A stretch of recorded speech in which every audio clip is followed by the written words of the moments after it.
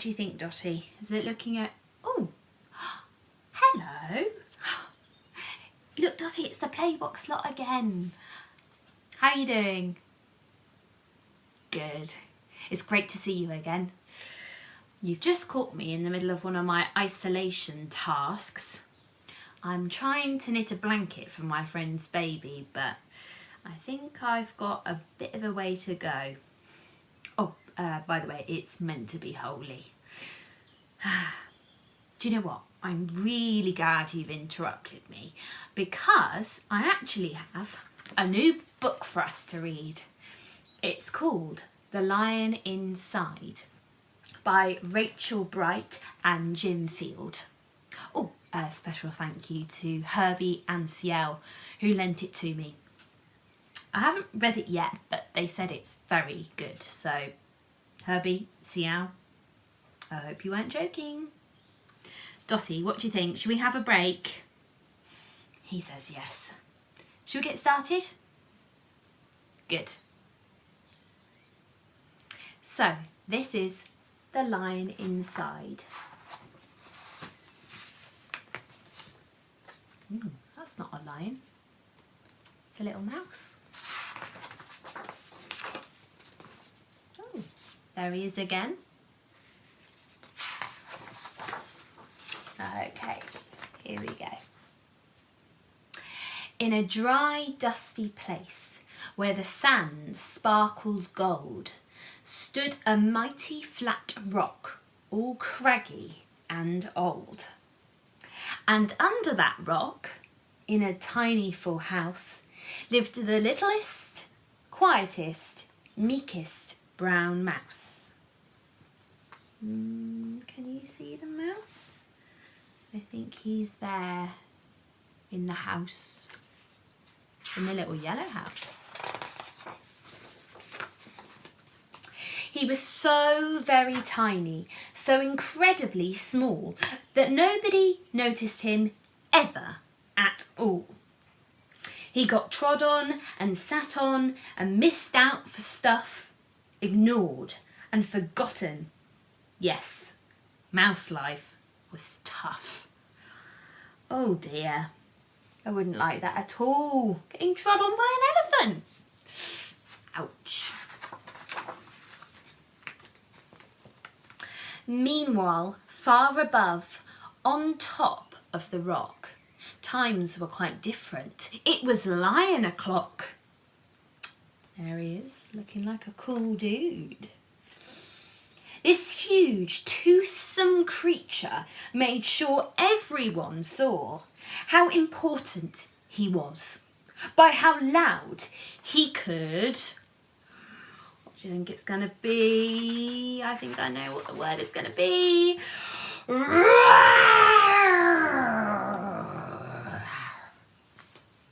What do you think of my roar? You think you can do better? Let's hear it.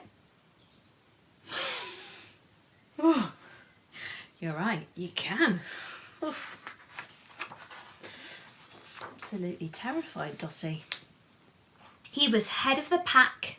He was shouty and tough. He loved showing the crowd. He was made of strong stuff.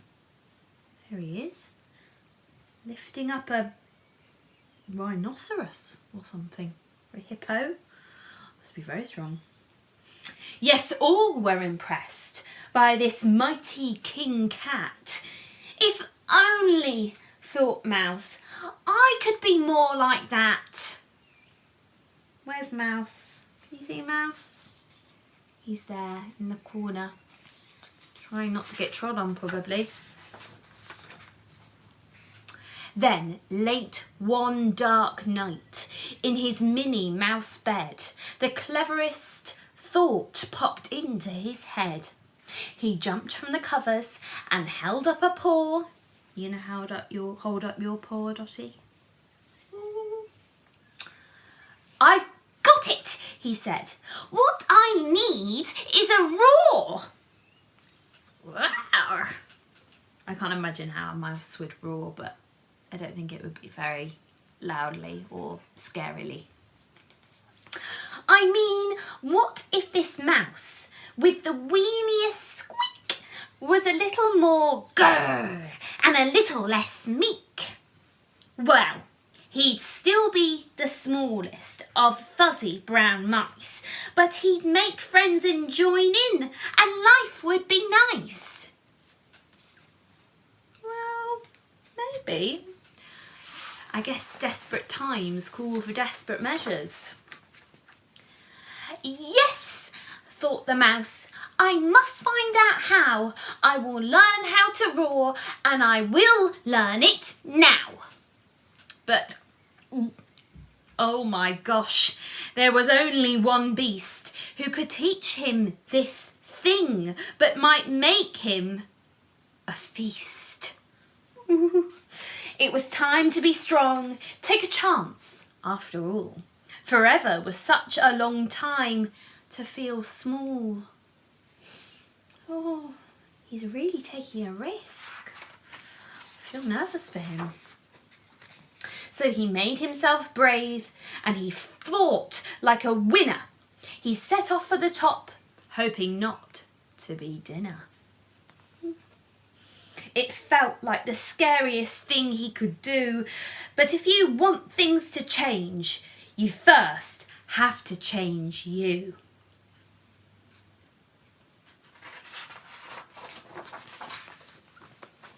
The further he climbed, the closer he got to the slumbering lion reclining on top. Where is he? Where's the reclining, slumbering lion? There he is, up at the top. You can see his tail coming down.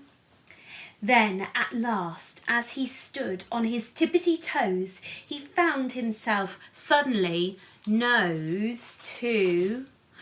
What's the next word going to be? I think I know what it's going to be. Nose. Pardon me. Wake up, Mr. Lion. You've got company. Squeak, Mr. Lion. What I've come to you for is squeak. Do you think you could teach me to roar? I don't know. Do you think he's going to be able to teach him? Look how big he is in comparison. He's 10, 20, 30, 100 times the size. Whoa, that is a big nose. Look at his big nostrils. A silence befell that twinkling plain. The lion opened his eyes and puffed out his mane. Time slowed right down. Why, it felt like a week. Then he opened his mouth and let out and... What if he's going to eat him? Oh, I don't want to look. Eek! Wait, hold on. The lion's eeking, not the mouse. So, does that mean the lion's scared of him? The lion was shaking, his paws all a-fumble. He was backing away with a scrambling tumble. Don't hurt me, he whimpered. Oh, try to be nice. Well, my goodness, the lion was frightened of mice. Don't worry, Mouse peeped. I'm a friend, not a foe. Let's rock this together. We'll have fun, don't you know? Oh, look how scared the lion is. He's terrified. That was a magical moment for sure, when Mouse didn't feel at all small anymore. He had found his true voice and learned to speak out, and for that you don't need to roar or to shout. And from that day and always, the two were a pair. They both liked that rock better, now that rock was to share. The mouse, while still little, felt big in his head. And Lion, he still roared, but with laughter instead. How do you think that sounds? I'll give it a go. Do